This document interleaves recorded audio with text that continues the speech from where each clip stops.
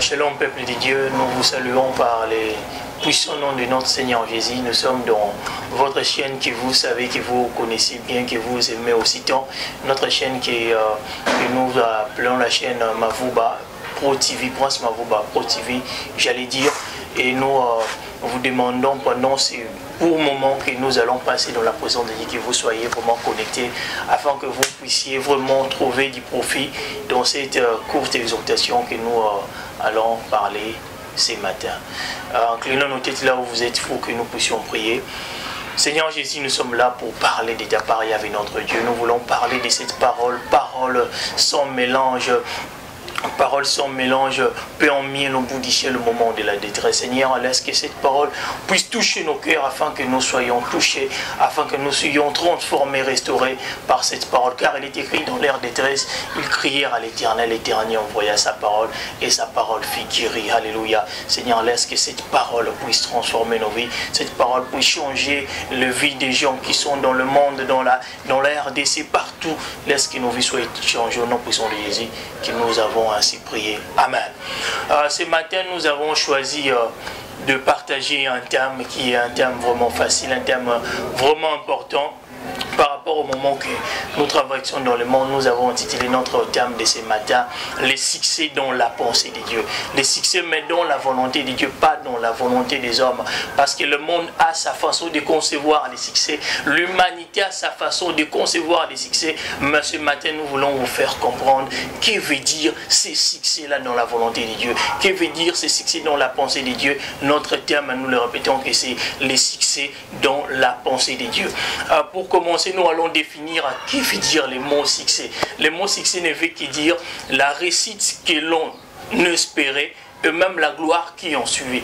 Tout de nous, dans nos entreprises, dans nos études, dans toutes choses que nous faisons, même dans l'entrepreneuriat, tout le monde espère à une réussite. Nul ne dira qu'il souhaitera avoir de l'échec dans ce qu'il fait. Non. Tout le monde, nous sommes à croire à la réussite. Nous sommes à la croix à la réussite dans nos études, dans nos entrepreneuriats. Nous voulons avoir les réussites. Et même la gloire qui s'ensuit là, c'est ça les succès. Les succès, c'est juste la réussite qu'ils ont espéré. Pour vous dire qu'avant d'avoir les succès, vous devez commencer par espérer parce que vous êtes encore en vie. Il y a encore de l'espérance pour ceux qui sont en vie, pour ceux qui ne sont pas morts, ceux qui sont en vie. Ils ont le souffle de Dieu en eux. C'est possible d'espérer aux réussites. Mais nous avons choisi de parler de ce thème. Pourquoi? Parce que souvent l'ennemi vient nous proposer, vient nous solliciter par rapport aux choses que nous avons besoin. Il savait que Jésus, après avoir jeûné pendant 40 jours, 40 nuits, il était en famine. Et lorsque l'ennemi s'approchait, il va tenter Jésus par rapport aux besoins qu'il avait, parce qu'il avait faim. Tout le monde, nous sommes là à la croix, à la réussite. Nous cherchons la réussite. Mais l'un important que vous sachiez, la réussite selon la pensée de Dieu. Parce qu'il y a beaucoup de réussites que nous applaudissons sur terre des humains. Mais lorsqu'on va ouvrir la parole de Dieu, à la lumière de la parole, on verra que ce sont des réussites qui sont à côté. Parce que même le monde, lorsque nous voyons la vie d'Ésaü et la vie de Jacob, on voit que même Ésaü avait déjà réussi, mais pas dans la volonté de Dieu, dans la volonté des hommes.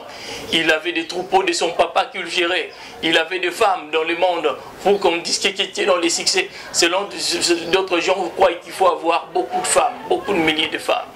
Ésaü avait des femmes des Cananéens. Mais dans la pensée de Dieu, ce n'était pas une réussite. Lorsque nous parlons de les succès selon la volonté de Dieu, on voit les succès que Dieu est le promoteur, que Dieu est le géniteur, que Dieu est lui-même la base de ces succès. Et ces succès que nous appelons la bénédiction. Car tout succès n'est pas une bénédiction, mais nous allons le comprendre. Mais pour que nous puissions comprendre la matière que nous avons prévue ce matin, on va encore aborder une notion que nous allons appeler l'échelle d'influence. L'échelle d'influence, c'est une notion qui caractérise la matière que nous allons vous donner du succès. Nous allons lire la parole de Dieu, parce que depuis qu'on a commencé, on n'a pas encore touché à la parole. Nous allons lire la parole de Dieu dans le livre de Genèse, 28.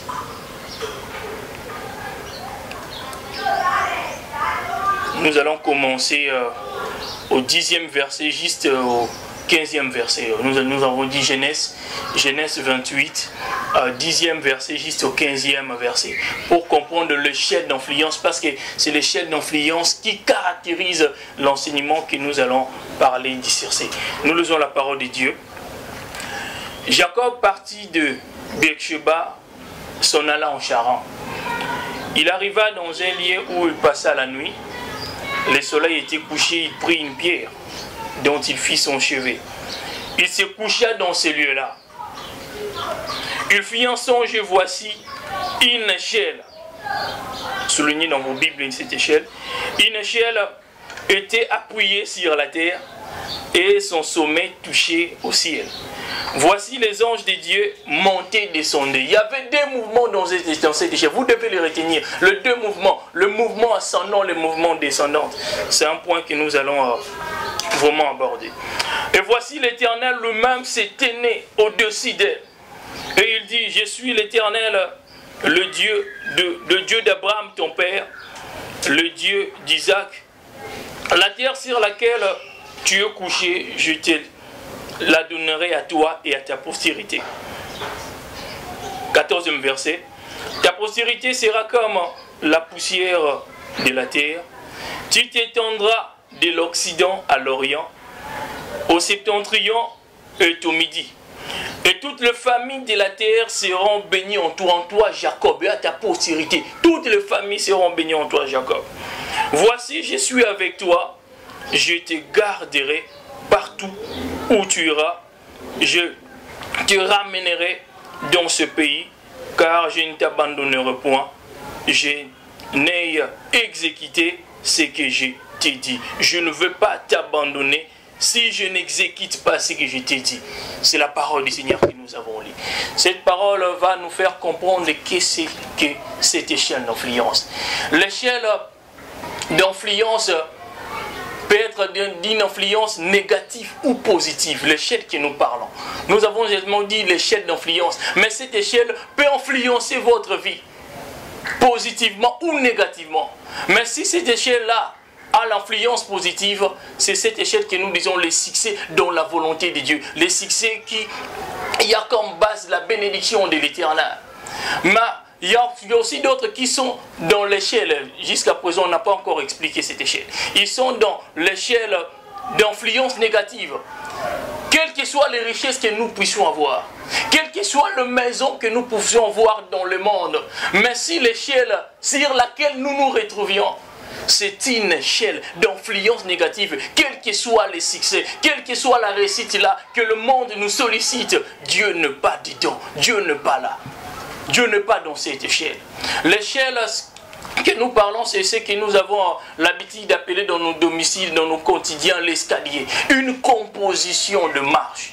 Et les marches dans l'escalier, c'est juste la partie que nous servons pour mettre le pied enfin de prendre la hauteur. Il y a même d'autres qui appellent le marche-pied. Le marche, c'est ce qui compose l'escalier. Mais bien aimé, il faudrait que vous compreniez cette notion dans votre vie. Parce que même ce que nous vivions dans le monde, ce sont des retombées de cette notion. Les retombées de cette échelle, mes bien-aimés. L'échelle d'influence. Même les gens qui nous ont précédés, nos ancêtres Adam et Ève, ils n'ont pas si comprendre de cette notion de l'échelle. Parce que lorsque Dieu leur avait créé, ils se retrouvaient déjà dans cette échelle-là. Dans cette échelle d'influence positive. Cette échelle, ils avaient déjà du succès. Mais bien-aimé, tu dois retenir que ton succès t'a précédé. Avant que Dieu puisse créer Adam et Ève, il avait déjà créé leur succès. Leur succès était relatif à la création qui leur a précédé. La terre a précédé. La création des arbres, la création des animaux a précédé. Lorsque Dieu a créé l'homme, il va dire « j'irai ces choses ». Lorsque partout vous me suivez, comprenez que votre succès vous a déjà précédé. Même lorsque Dieu vous dit dans sa parole que je vous donnerai du succès, n'ayez pas en vous l'intention qu'il n'a pas encore fait ses succès. Non, il a déjà accompli ses succès. C'est oui et amen. Mais il travaille à l'éternité, il met ça dans les temps pour que vous puissiez en bénéficier. Adam et Ève n'avaient pas compris que lorsque Dieu l'avait créé, lorsque Dieu les avait créés, ils s'y retrouvaient déjà dans cette échelle-là d'influence positive. Mais l'ennemi était là, l'ennemi n'était pas loin, il était déjà là. Mais la pensée de l'ennemi était de leur faire descendre dans l'échelle d'influence positive, afin qu'ils puissent leur faire accrocher dans l'échelle d'influence négative. Parce que lorsque le serpent va approcher à la femme, pour séduire à la femme, je vais faire une parenthèse pour dire au monde que nous sommes dans le temps de la séduction. Nous sommes dans le temps où l'abomination de la désolation est venue s'asseoir dans la montagne sainte, dans le temple de Dieu. Vous devez le comprendre bien, amen. Le serpent était là, il est venu pour séduire Ève. Il avait besoin que Ève puisse s'accrocher à sa parole. Parce que la séduction du diable constituait le marge pour faire monter Ève dans l'échelle d'influence négative. Elle ne savait pas, Ève ne savait pas que lorsqu'elle mettait sa confiance aux paroles du diable, aux tromperies du diable, à la séduction du diable, elle s'écartait de l'escalier, de l'échelle positive. Et depuis ces jours-là, nous sommes influencés négativement le monde. Le monde a quitté à l'échelle positive que Dieu avait prévu avant même la création du monde, avant la fondation du monde. L'homme qui était destiné à vivre éternellement, maintenant il y aura la mort, une influence négative. Pourquoi? Parce que le diable a réussi à faire quitter le premier habitant de ce monde dans l'échelle de l'influence positive pour les ramener dans l'échelle d'influence négative. Ils n'ont pas si échappé à cette influence, mes bien-aimés. Ils étaient même au premier pas de cette échelle. Lorsque nous montons dans l'échelle, la situation se dégrade, la situation devient croissante et non décroissante. Parce que lorsqu'on monte dans l'échelle, nous prenons la hauteur. Juste le petit serpent qui n'ont pas si maîtrisé dans la jeunesse. Parce qu'il était dans le commencement de cette influence-là. Ils n'ont pas si échappé à cela. Le même serpent qu'ils n'ont pas si maîtrisé. À l'Apocalypse, cet serpent ne sera plus serpent. Il sera dragon. Vous qui n'avez pas maîtrisé le serpent dans les jardins, est-ce que vous maîtriserez les dragons? Et la prophétie dit même qu'on ne pourra pas même maîtriser ces dragons. Même pendant le millénium, il sera lié pendant 1000 ans. Mais il sera encore relâché. Heureusement qu'il n'aura pas beaucoup de temps à ce moment-là. Courage pour toi, enfant de Dieu, qui a eu grâce d'écouter ces paroles. Je ne sais pas dans quelle échelle tu te retrouves là où tu m'écoutes. Dans quelle échelle tu te retrouves, d'influence positive ou de l'influence négative. Que Dieu soit béni. Parce que dans Jean 3,15, il est écrit, car Dieu a tant aimé le monde, il a envoyé son Fils, afin que quiconque croit en lui ne périsse point, mais qui ait la vie éternelle. Parce que lorsqu'on croit à Dieu, c'est une façon de s'accrocher à cette échelle positive. Tout enfant de Dieu qui est dans le Seigneur, il ne plie dans l'échelle d'influence négative. Là où nous parlons du péché racine, le péché racine d'Adam et Ève, non. Ils sont régénérés, ils sont nés de nouveau. Que Dieu soit béni pour cela. Nous avons lu l'histoire de Jacob. Jacob qui traversait les moments difficiles de sa vie. Il courait pour la mort. Il y avait la mort, il avait crainte de mourir. Pourquoi? Parce que son frère Ésaü le sauvait pour le tuer. Pourquoi? Parce qu'il avait loupé à sa bénédiction. Le moment de détresse de sa vie. On pourrait dire que il y avait de mauvaises influences dans sa vie. L'influence de la mort, l'influence de la peur, l'influence de la crainte. Mais il va s'y retrouver quelque part. Parce que ses parents vont lui dire, va dans la maison de Laban, ton oncle, pour prendre l'une de ses filles pour ta femme. Mais lorsqu'il partira sur son chemin, il aura besoin de se reposer. Lorsqu'il va se reposer, il va prendre juste une petite pierre, là où nous venons de dire, pour mettre sa tête afin de se reposer. Mais lorsqu'il va commencer à rêver, il va voir un escalier. Un escalier, mais bien aimé. Un escalier qu'on va nous dire qui va toucher jusqu'au ciel. Dieu a relié la terre au ciel, il a relié ça par cet escalier. Et au-dessus de cet escalier, Dieu s'est retrouvé lui-même. C'est dans ce passage que nous avons tiré l'échelle d'influence. Ici, je vais dire à quelqu'un que le vrai succès, le détenteur, c'est lui qui détient tout succès, tout bon succès. C'est lui-même l'Éternel. Par il est écrit qu'au-dessus des cieux, c'est lui qui était au-dessus de cet escalier. C'était Dieu lui-même. Mais il y avait deux mouvements. Deux mouvements qui ont tiré, ils ont tiré notre intelligence. Le mouvement ascendance et le mouvement descendance. Il y avait des anges qui descendaient. On ne dit pas qu'ils montaient, non, ils descendaient d'abord parce qu'ils venaient du ciel. Ils descendaient et ils montaient. Deux mouvements. Mais la parole que Dieu va adresser à Jacob, c'est ces paroles qui nous ont compris que cette personne, Dieu voulait le faire transférer, de quitter l'échelle de l'influence négative pour l'amener dans l'échelle d'influence positive. C'est la première fois que Dieu l'avait parlé directement pour dire à Jacob que je vais te donner la terre où tu te retrouves. Je bénirai ceux qui te béniront. Le promesse que j'ai fait à Abraham va s'accomplir sur toi. Pour dire quoi? Que aujourd'hui, je te fais descendre dans l'escalier. Je te fais descendre dans l'échelle d'influence négative. Et je t'amène, je t'apporte à l'échelle d'influence positive. Mais il suffit que vous puissiez croire à cette parole. Et Jacob a saisi cette parole. C'est ici que nous avons tiré notre terme. Mais comprenez que cette échelle que nous vous parlons ce matin, de la même façon que l'échelle, c'est une composition de marche.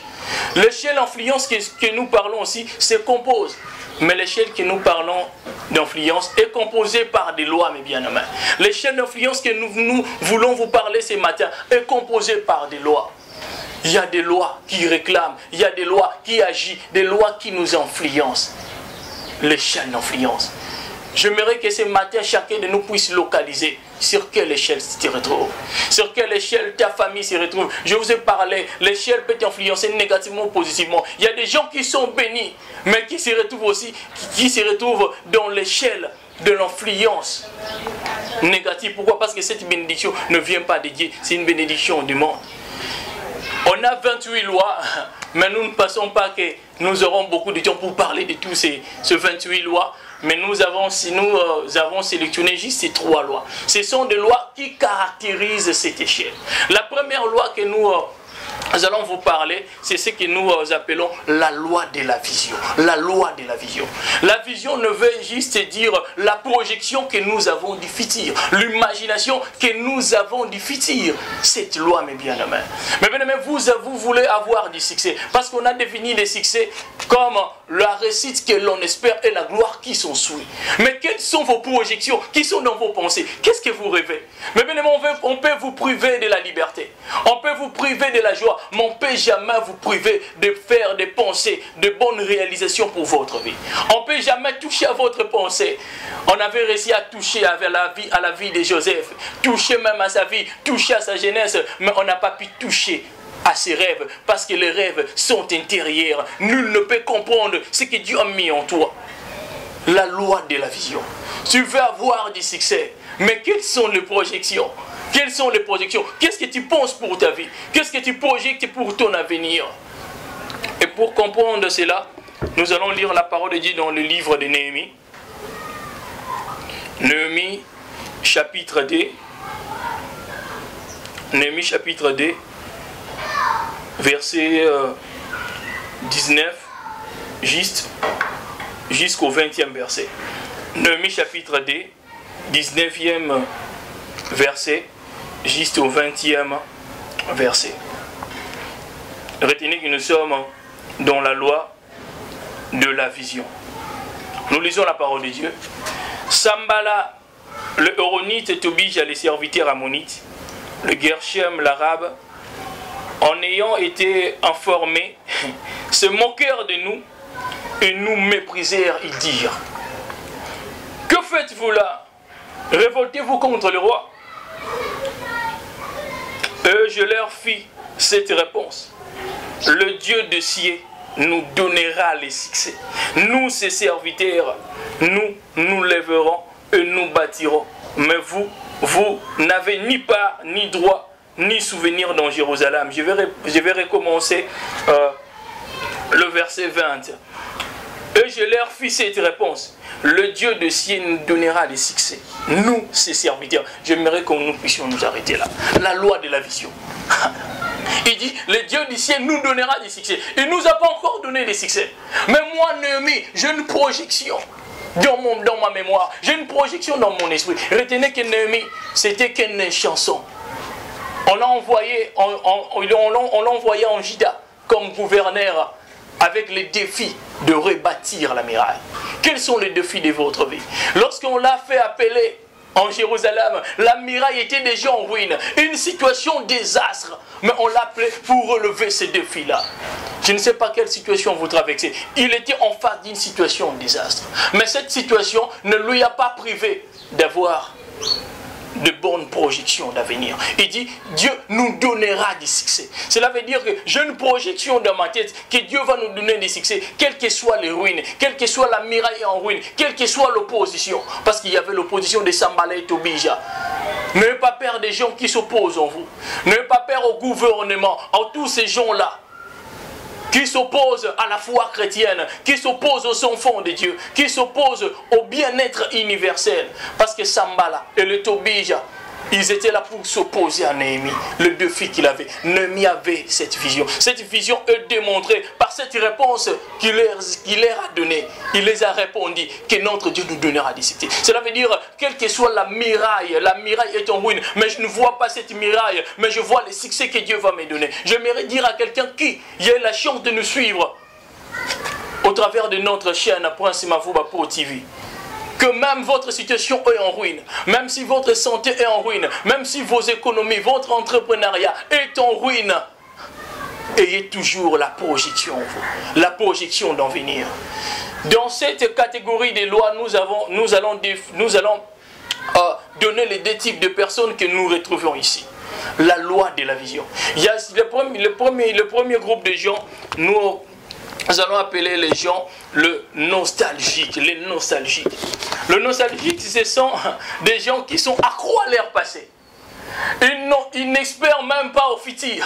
Pour ces gens-là, même le présent n'existe pas. Même le futur est déjà mort pour eux. Le nostalgique. Ils n'ont pas de bonnes projections à venir pour leur vie.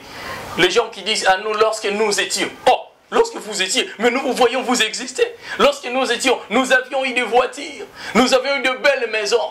Ils sont accros à leur passé, les esclaves de son passé. Lorsque nous sommes esclaves de son passé, on n'aura pas de bonnes visions, de bonnes projections, de bonnes imaginations pour notre avenir, frère. Même si vous étiez riche dans votre passé, mais vous vous retrouvez dans une situation chaos.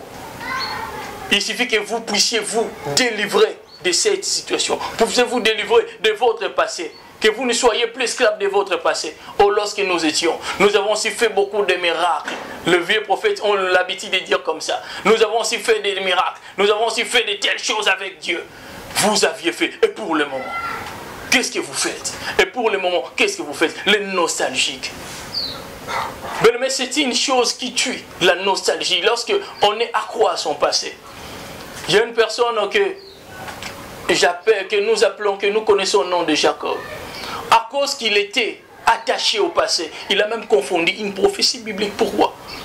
Parce que même lorsqu'ils étaient dans le ventre de leur mère, il y avait une prophétie qui était déjà déclenchée pour dire que le cadet sera supérieur à l'aîné.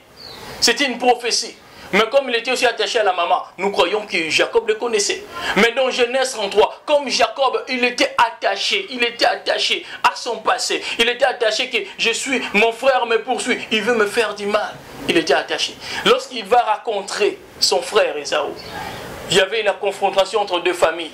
Ésaü avec sa famille, Jacob avec sa famille. Parce qu'il avait déjà rencontré Dieu. Il y a une différence entre Jacob et Israël. Parce que Jacob, c'est celui qui a trompé. Mais Israël, il y a une différence parce qu'Israël avait une emboîture en arche. Il boitait même. Pour dire qu'Israël était différent de Jacob. Il ne pouvait pas se prosterner. Raison pour laquelle même les enfants d'Ésaü, ils avaient vu comment est-ce que Jacob était prosterné devant leur papa. Et même par la suite de l'histoire, ils ont causé les torts, les Amalécites, les Édomites. Ils ont fait mal au peuple de Dieu. Pourquoi? Parce qu'ils avaient vu leur papa, il était nostalgique, il s'est prosterné. Je ne sais pas si vous me comprenez là où vous êtes, la loi de la vision. Il y a aussi une catégorie de personnes que nous avons appelées les émotionnels. Les émotionnels, ce sont des gens qui n'ont pas même de vision dans leur vie. Ils sont là juste là pour suivre la vision des autres. Lorsqu'une personne dit que je veux faire quelque chose, moi aussi je vais le faire. Les émotionnistes, ils sont juste émotionnés par les succès des autres. Après quelques temps, ah non, j'avais juste pensé, c'était juste des imaginations. Je laisse tomber, je jette l'éponge. Les émotionnistes. Frères, ayez des visions dans votre vie, des projections à venir. Néhémie avait la projection, quelle que soit la ruine. Il ne voyait pas la ruine. Ne voyez pas la ruine de ces pays. Sinon, vous n'allez rien faire. Vous n'allez rien faire dans votre vie. Ne voyez pas la ruine de votre vie. Mais ayez confiance en Dieu. Dieu, c'est là où il va vous amener. Deuxième loi, nous allons parler la loi des origines. C'est vraiment important. La loi des origines. Oh my God. L'échelle d'influence. Vous devez comprendre cela. Il y a beaucoup qui ont des succès dans leur famille. Pourquoi? Parce qu'ils se sont déjà retrouvés dans cette échelle d'influence-là. L'influence-là positive. Ils sont déjà retrouvés dans cette échelle. Cette échelle d'influence positive. J'aimerais dire à un enfant de Dieu, même si vous vous retrouvez dans une échelle d'influence négative, retenez qu'il y a deux mouvements dans cet enseignement que nous vous donnons. C'est possible de descendre, c'est aussi possible de monter. Même si vous êtes dans l'échelle d'influence positive, non, ne vous glorifiez pas. Parce que David dit, comment les rois sont-ils tombés? Vous pouvez aussi tomber de cette échelle. Mais ayez toujours confiance à Dieu. La loi d'origine. Pour ne pas perdre notre temps, nous allons lire la parole de Dieu dans le livre de Luc. Luc chapitre 5. Nous allons parler d'un homme, un homme de Dieu. Il est parmi les disciples de Dieu qui nous connaissons beaucoup, au nom de Pierre. Nous allons lire la parole de Dieu. Luc chapitre 5, nous commençons par le verset 1. Nous lisons au nom de Jésus. Comme Jésus s'est retrouvé auprès des lacs Génézareth, la foule s'est pressée autour de lui pour attendre la parole de Dieu. Il vit au bord des lacs deux barques d'où le pêcheur était descendu pour laver leurs filets. Il montant dans une barque qui était à Simon, il le pria de s'éloigner en paix des terres, puis il s'assit à la barque et il enseignant la foule. Lorsqu'il cessait de parler, il dit à Simon, avance en pleine eau et jetez vos filets pour pêcher. Simon lui répondit, maître, nous avons travaillé toute la nuit sans rien prendre, oh my God, mais sur ta parole, je jetterai le filet. L'ayant jeté, ils prirent une quantité de poissons et leur filet s'est rompé. C'est la parole du Seigneur, mes bien-aimés. La loi des origines. Mais lorsque nous parlons de la loi des origines, nous voyons aussi des réclamations. Pierre, il avait de l'expérience dans la pêche. Il savait comment pêcher. Un pêcheur de l'enfance. Mais comme l'origine était mauvaise, il s'est retrouvé déjà dans cette échelle d'influence négative. N'oubliez pas même dans le livre de Jean 21, lorsque Jésus était ressuscité, Pierre était même revenu dans ce domaine de la pêche. Il pêchait ni pour dire qu'il était lié aux coutumes. Jésus a rencontré Pierre dans la lac de Génézareth. Pierre était là. Mais nous avons juste touché leur conversation. Il va dire à Jésus que nous avons péché toute la nuit. Pour dire qu'il a fait sortir toute l'expérience qu'ils avaient. Les gens qui sont attachés, j'aimerais dire aussi bien, mais qui me suivent. Si vous voyez dans votre vie, vous avez de l'expérience dans ce domaine-là, mais vous échouez, vous n'avez pas de succès. Comment vous imaginez celui qui a péché depuis son enfance? Parce que cette histoire, on nous a raconté cela parce que Jésus est venu donner du décor dans cette histoire. Mais nous ne savons pas, même si dans son passé, il avait raconté des choses pareilles. Des choses pareilles. Nous ne savons pas s'il a raconté des choses pareilles dans sa vie. Retenez juste que malgré cette expérience qu'il avait, il n'a pas pu réussir à attraper les poissons. Vous m'écoutez là où vous êtes intelligent en classe, mais vous échouez aux examens d'État. À l'étude, vous échouez. Quelle que soit l'expérience que vous avez, vous échouez. Pourquoi? La loi des origines voulue. Il dit que nous avons travaillé toute la nuit. Toute la nuit, ils ont travaillé, mais sans rien prendre. La loi des origines. Allié Pierre. Mais c'est que j'ai retenu, parce que nous voulons déjà finir. Lorsque Dieu dit à Pierre, jetez vos filets. Alléluia. Pierre dit à Jésus, sur ta parole, je jetterai le filet. Oh my God, ça me fait du bien. C'est juste pour dire que je veux m'accrocher maintenant à cette échelle, mes bien-aimés. Parce que la parole de Dieu, il y a aussi la loi. La loi est dans la parole de Dieu. Il dit que je veux m'accrocher à cette échelle. Je veux m'accrocher à cette échelle. Abandonner l'échelle de l'échec pour m'accrocher à l'échelle de l'influence positive. Il dit, sur ta parole, je jetterai le filet. J'aimerais dire à quelqu'un, cette parole était venue pour toi. La loi des origines. Je ne sais pas quelle est la loi qui tourmente ta vie, la loi qui influence ta vie de façon négative. Mais il suffit que vous puissiez vous approcher, pour vous accrocher à cette parole de Dieu, vous accrocher à cette parole que nous venons de vous dire ce matin. Vous verrez des succès dans votre entreprise. Vous verrez des succès dans votre entreprise. Il y a des gens qui sont comme Pierre. Ils travaillent, ils disent, nous avons péché toute la nuit. Il y a des gens qui travaillent, mes bien-aimés, pendant toute une année, tout un mois, sans rien prendre. Combien de gens sont en pays de nos entreprises? N'en parlons même pas. Ils se retrouvent à l'étape de Pierre. Mais cette parole est venue pour que vous puissiez vous approcher. Nous vous avions parlé du succès. Les succès selon la pensée de Dieu. Non pas selon la pensée des hommes, mais les succès selon la pensée de Dieu. Les succès selon la pensée de Dieu, c'est les succès qui viennent de Dieu. Les succès qui est une bénédiction venant de l'Éternel. Lorsque nous accrochons à la foi chrétienne. C'est ça les succès que Dieu nous avait donné pour vous parler ce matin. Et j'aimerais que là où vous êtes, vous puissiez incliner votre tête. Je vais faire une prière avec vous, cette courte déclaration. Seigneur, je prie pour mon bien-aimé, ma bien-aimée qui a eu la chance de nous suivre là où il était. Il nous a suivis là où il est, là où elle est. Seigneur, je ne sais pas sur quelle échelle elle se retrouve. Il se retrouve. Mais tu es le Dieu puissant, le Dieu qui peut nous faire quitter de l'échelle d'influence négative et pour nous faire monter à l'échelle d'influence positive. Seigneur, fais-le. Seigneur, je ne sais pas, ceux qui sont influencés par la loi des origines, ou par la loi de la vision, par la loi même de l'appartenance, même si nous n'avons pas abordé cela, alléluia. Seigneur, à cause qu'ils se sont accrochés à cette parole, que nous les avons prêchées ce matin, Seigneur, laisse que leur vie soit transformée. Laisse qu'ils reçoivent les succès venant de toi, ne venant pas de ce monde, mais venant de toi. Seigneur, honore ta parole, au nom puissant de Jésus, que nous allons dire gloire à toi, Seigneur Jésus. Nous sommes à la fin de notre mission, notre prédication, notre exhortation de ce matin. Je sais que vous étiez fortement bénis lorsque là où vous étiez, dans vos bureaux, dans vos maisons, dans vos chambres, pour suivre notre mission. Et soyez toujours connectés, soyez toujours attachés à notre chaîne et abonnez-vous chaque jour et vous recevez toujours du profit venant de l'Éternel. Que notre Dieu vous bénisse.